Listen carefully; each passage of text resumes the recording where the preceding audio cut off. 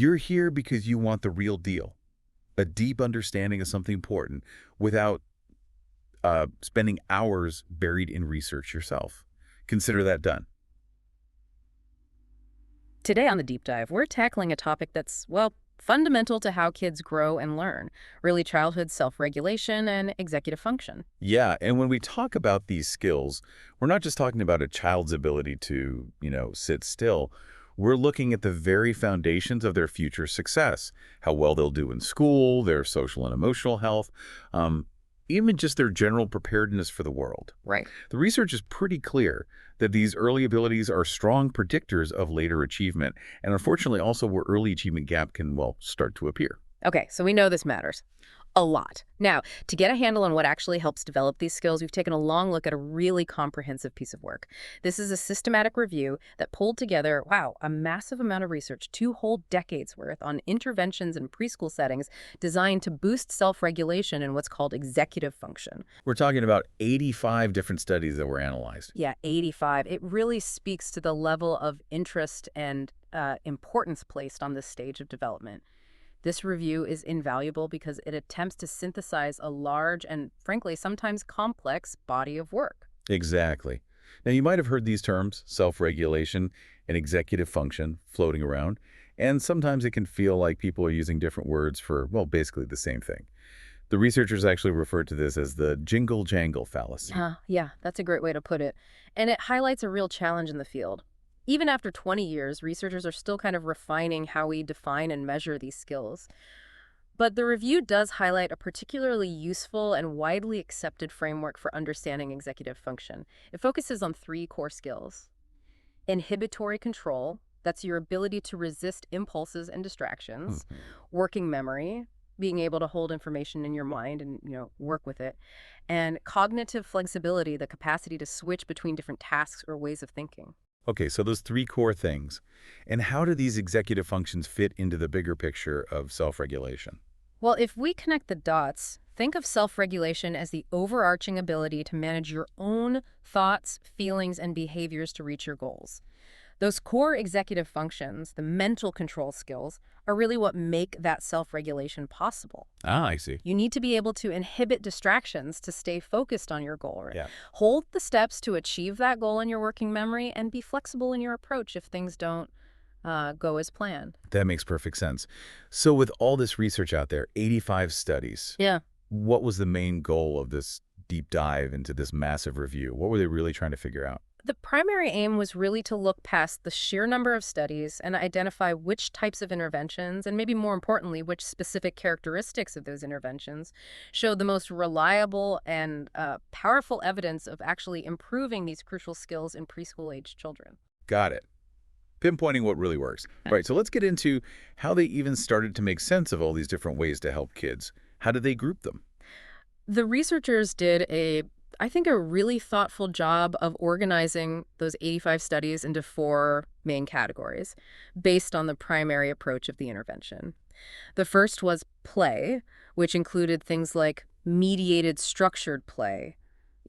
Imagine games with specific learning goals that are guided by an adult. Right, like rules and stuff. Exactly. And then there was semi-structured creative play, where children have a bit more freedom within a general theme or activity. Okay. Play, that sounds like a natural way for preschoolers to learn. Yeah. What were the other big categories they looked at? The second category was social-emotional. So these interventions focused on helping children understand their own emotions and how they relate to others. This included practices like mindfulness and broader social-emotional learning, or SEL programs. Okay, social emotional. Makes sense. Then the third category was curricula and pedagogy. This looked at how self-regulation and executive function training could be, sort of, built into the everyday routines and teaching methods in the classroom. This covered specific educational programs like Tools of the Mind or Montessori, I've heard of those. multi-component training that involved both teachers and children, but without a set curriculum, and even the integration of subjects like music, math, language, and the combined arts. Wow, that covers a lot of ground within the classroom itself. Yeah. And what was the final category they examined? The last one was non-routine activities. This included activities that were specifically designed or adapted to target these skills in a more direct way. This involved task training, both digitalized using computer games and non-digital tasks like the Corsi block task, Okay. and also physical activity that was intentionally designed to include cognitive challenges. Okay, so four broad areas: play, social emotional, curricular pedagogy, and non-routine activities. Now let's dig into what the research actually found within each of these approaches. Starting with play, what did they discover about that mediated structured play? Right. This is where things get really interesting. The evidence supporting mediated structured play was actually quite strong, pretty robust.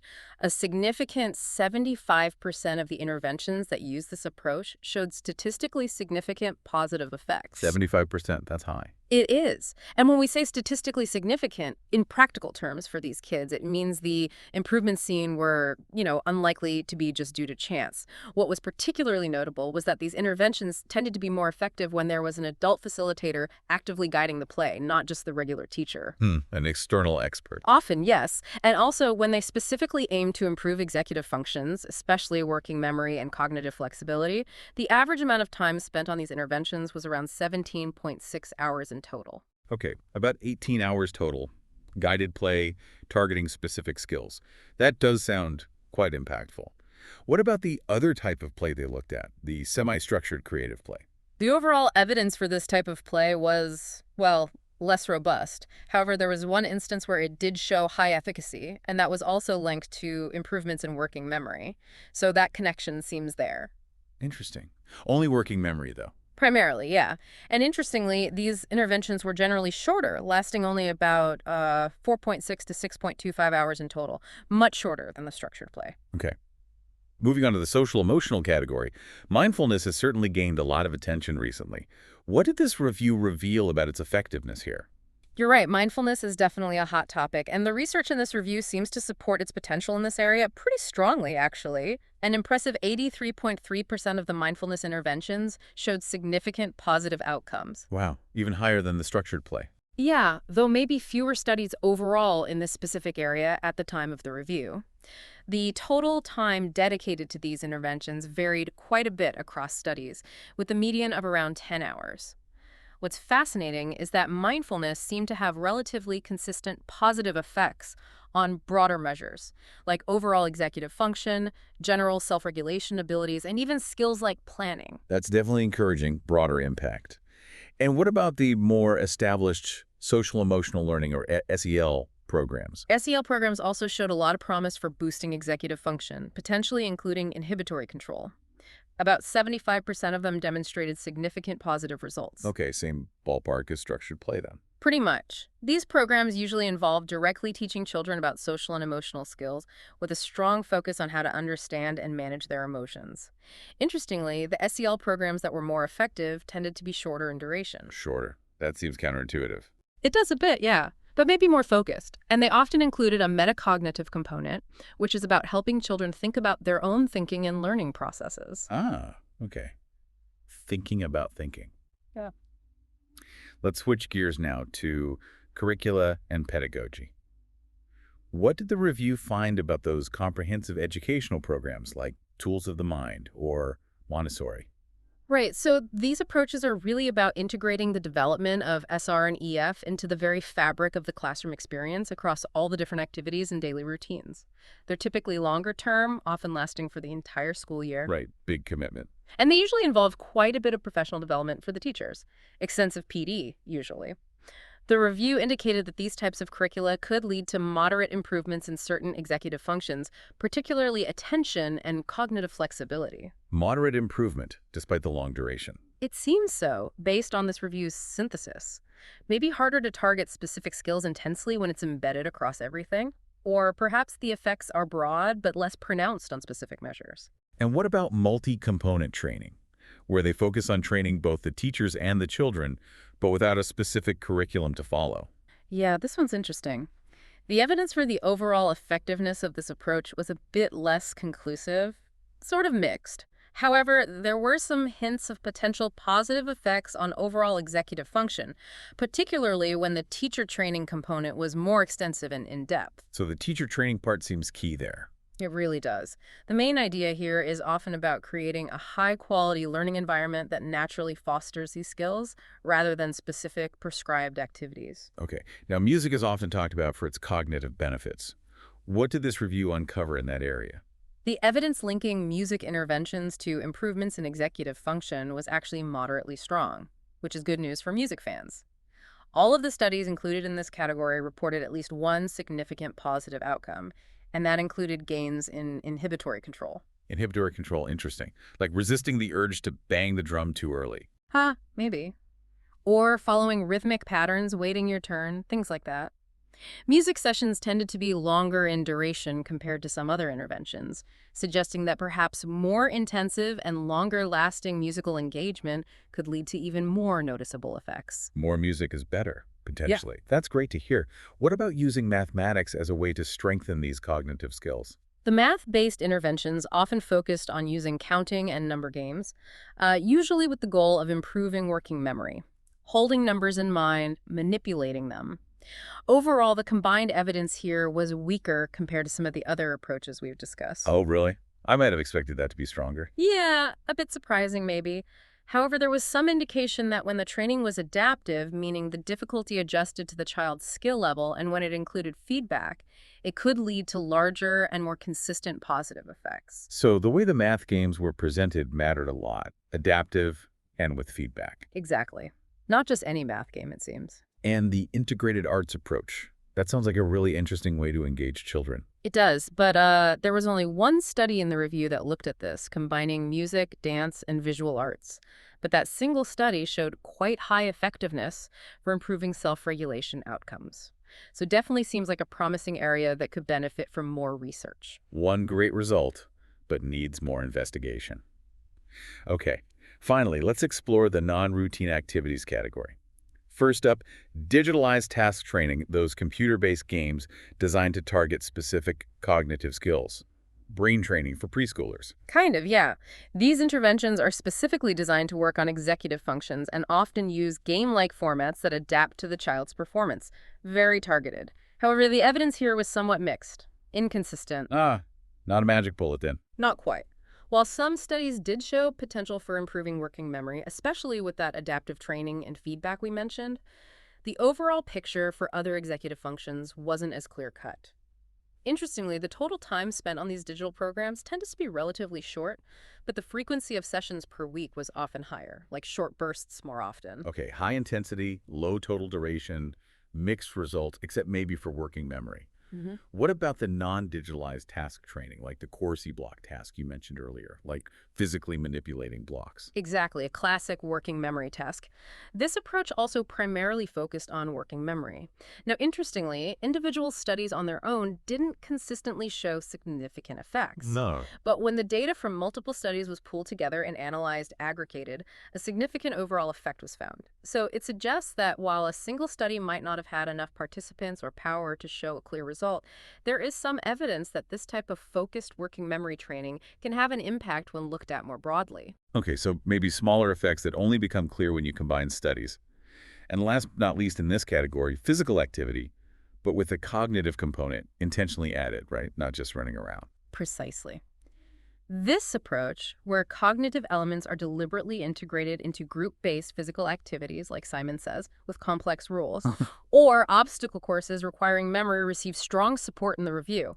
Over 83% of these interventions reported significant positive outcomes. 83%. Same as mindfulness. That's really high. It is. And what's particularly interesting is the variety of successful approaches here. It wasn't just one type of activity, ranged from structured movement programs to dance. The interventions that seemed to be most effective often involved shorter session durations, interestingly enough. Shorter sessions again, like with the effective SEL programs. Fascinating. Okay, wow. This is a lot of information to take in. So looking across all these different approaches play, SEL, curricula, non-routine stuff, were there any common threads, any cross-cutting characteristics that seemed to be present in the interventions that were most successful? Absolutely. Yeah, when we look at the interventions that showed the strongest positive effects, regardless of the category, several key characteristics really stood out. One important element was cognitive challenge. Makes sense. You have to push yourself a bit. Exactly. In most of the successful programs, the difficulty of the tasks would gradually increase as the children improved. It's about providing that just right level of challenge, not too easy, not too frustrating, that keeps them engaged and allows them to continue developing their skills. Goldilocks principle. Sort of, yeah. However, the researchers also pointed out, and this is important, that simply making things harder might not be enough for those skills to transfer to other areas or situations. Right. Just because a child gets better at one specific challenging game doesn't automatically mean they'll, say, manage their frustration better on the playground. Precisely. Transfer is the tricky part. What else did they observe? Yeah. What else stood out? Another interesting factor was group size. Interventions that were conducted in small groups seemed to be particularly beneficial. Small groups. Yeah. Why is that, do you think? Well, this setting appears to offer a good balance. It provides opportunities for social interaction and what's called co-regulation, where children learn to regulate their behavior alongside others, kind of learning from each other, while also allowing for more individualized cognitive challenge compared to trying to challenge 30 kids at once in a whole class setting, or the potentially isolating nature of individual digital training. The review did note that whole group curriculum-based training tended to have smaller effects overall. Okay, so small groups seem to hit a sweet spot for social learning and individual challenge. What else? Then there was the element of movement and engagement. We saw this with the physical activity interventions, but it seemed broader too. A significant proportion of the highly effective interventions incorporated movement in some way. Movement keeps popping up as important. It really does. The researchers suggest that movement might help to solidify learning, maybe by providing more opportunities for practice and collaborative regulation. It might also help to reduce stress, which can definitely interfere with cognitive function, especially for little kids. Plus, let's be honest, it likely helps to keep young children more engaged and motivated. Absolutely. Harder for kids to focus when they're full of energy and expected to sit still for long periods. Okay, what about who was actually leading these interventions? Did that seem to make a difference? The person in charge. Yes, the personnel leading the intervention absolutely appeared to be important. The review highlighted the success of interventions that were led by external facilitators. Like we talked about with the structured play. Exactly. People who often have specialized training and experience in this area. Now, for interventions led by classroom teachers to achieve similar levels of effectiveness, it seemed really crucial to provide them with high-quality and ongoing professional development. Not just a one-off workshop. Definitely not. Including support like coaching, mentoring something sustained to help them implement the strategies effectively and consistently with high fidelity in the classroom. Right, so it's not just what intervention, but who is delivering it and how well supported they are. Makes sense. What about the dosage? How much time did they need to spend on these interventions to see positive results? Was there a magic number? Interestingly, no, there wasn't one specific magic number for dosage that emerged from the review. Not like, do this for 12 hours and you're set. Huh.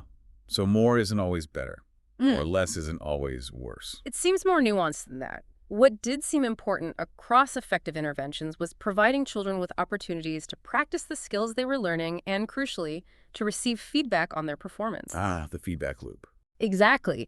This could be in the form of virtual points in a digital game or just clear verbal feedback from an adult. This feedback loop appears to be really valuable for encouraging reflection and developing that metacognitive awareness thinking about their own strategies we talked about earlier. That makes a lot of sense. Yeah. You need to know how you're doing, what worked, what didn't, to actually improve. Okay.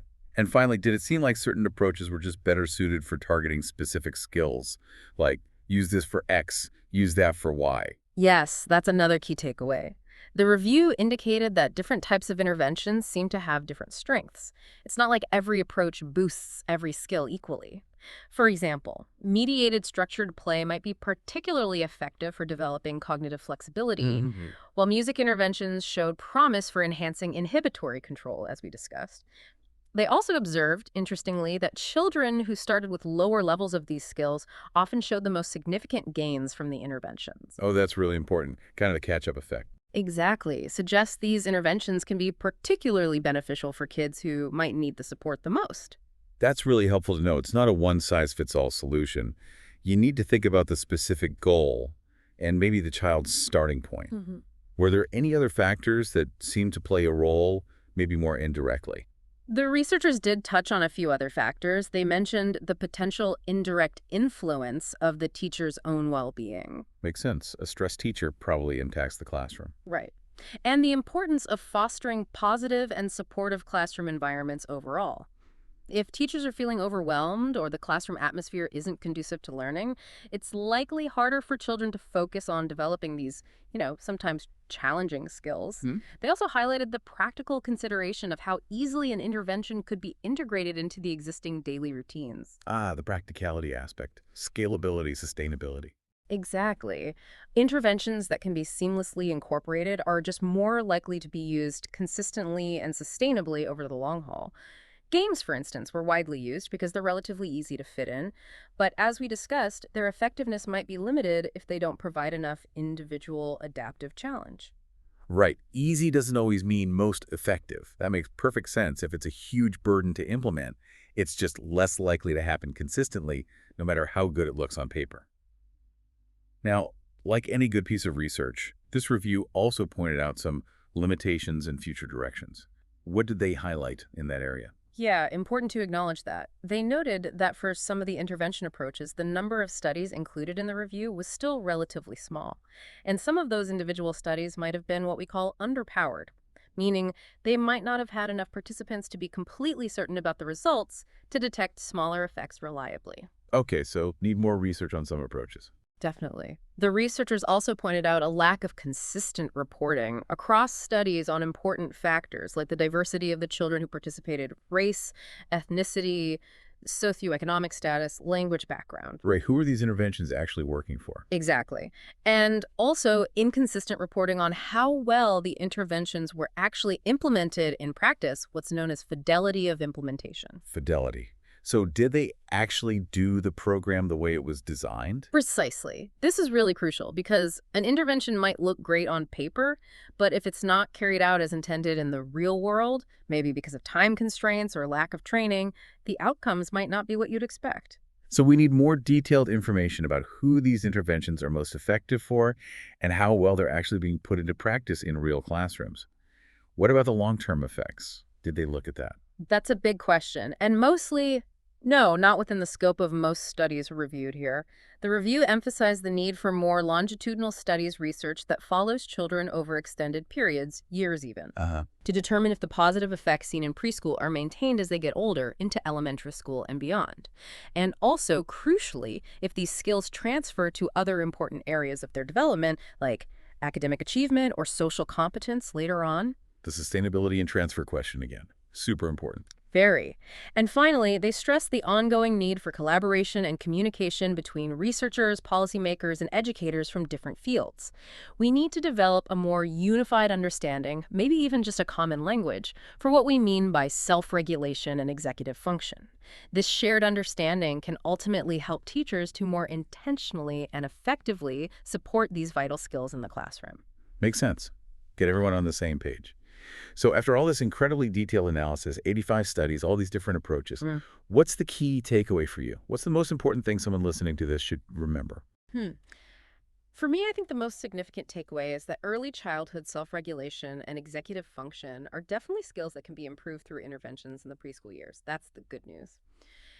And while there are many different approaches available, it seems that the specifics of how those interventions are implemented, the cognitive challenge they offer, the group size, the inclusion of movement, the expertise and support for the facilitator, the opportunity for practice and feedback, these things are often more critical to their success than the particular named program or category of intervention itself. The how matters, maybe more than the what. That's a really valuable insight. It's less about finding the single best program and more about ensuring whatever you do incorporates these key effective elements.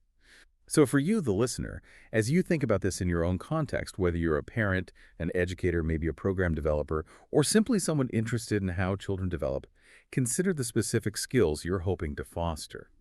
And then think about the various ways you might be able to support them, keeping in mind those key characteristics of successful interventions we've just discussed. Exactly. Think about how you can incorporate age-appropriate cognitive challenges that adjust as the child learns. Think about the potential benefits of engaging in activities in small groups. Consider the power of incorporating movement and making learning fun and engaging. Remember the importance of having knowledgeable, well-supported adults guiding the process, and consistently providing opportunities for children to practice and receive feedback.